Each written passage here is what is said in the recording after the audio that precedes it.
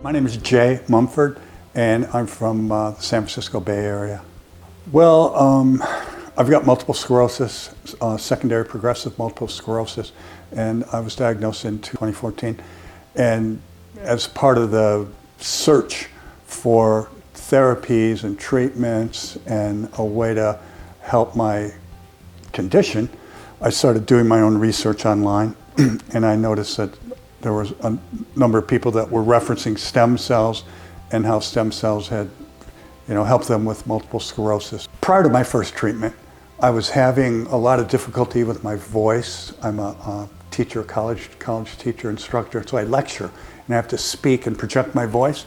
And I was noticing that that was becoming more and more difficult. It was kind of strange because, well, that's never happened before. What's that? My voice is just less and less projecting or powerful. So I noticed that, and my energy levels were very depleted, very much so, which is common. I had a lot of fatigue. My balance was unsteady. Walking, I have to focus on walking and think about it, where I'm placing my feet. Definitely, because you're worried about falling down. And I did fall. I had fallen a couple times before treatments. And after that first visit, I noticed that my voice just became clearer and stronger. It took a few weeks, but afterwards, after I returned from Panama after my first treatment, I noticed that when I was working or talking to people, my voice was stronger. And there was another symptom that I had, which is the hug, the MS hug. I had that and noticed that that's like in your rib cage and your torso, where you have sort of a numbness. And I had that, and then I noticed after the first treatment that didn't completely go away, but it was diminished. It had gotten better. So those were improvements that I noticed, after my first treatment.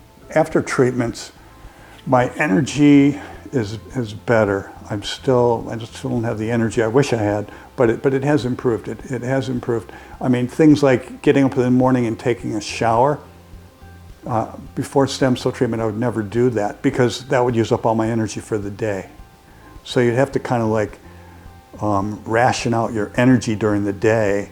Otherwise, you have a finite amount of energy. And if you use it all up early, then you're done. And so I still have limited energy, but it's improved since stem cell treatments. And the MS hug, the sort of numbness in my rib cage is greatly improved. It's mostly gone. I don't even think about it anymore. So that's improved. My walking is better. My balance has improved. The stem cell treatment, and that's what it is. It's a treatment, it's a therapy for multiple sclerosis, for a condition. It doesn't make it go away, which I wish it did. And it's not a cure, which I wish it was, but it isn't. Reality is that this is a treatment and this is a therapy that is very beneficial, and it helps different people to a different extent. It might be very dramatic for one person and more subtle for another.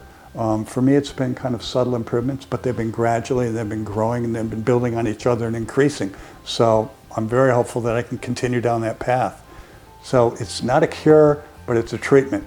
If I could summarize it in one short phrase, I would say it's been positive, it's been beneficial, it's been helpful, and it's given me hope that I can continue to improve, and it's given me a reason for optimism, which I didn't have before treatments. I really didn't have before treatments. You get to kind of a hopeless state, thinking, well, there's nothing I can do to improve this. But I felt that after stem cell treatment that there is hope, that you can improve.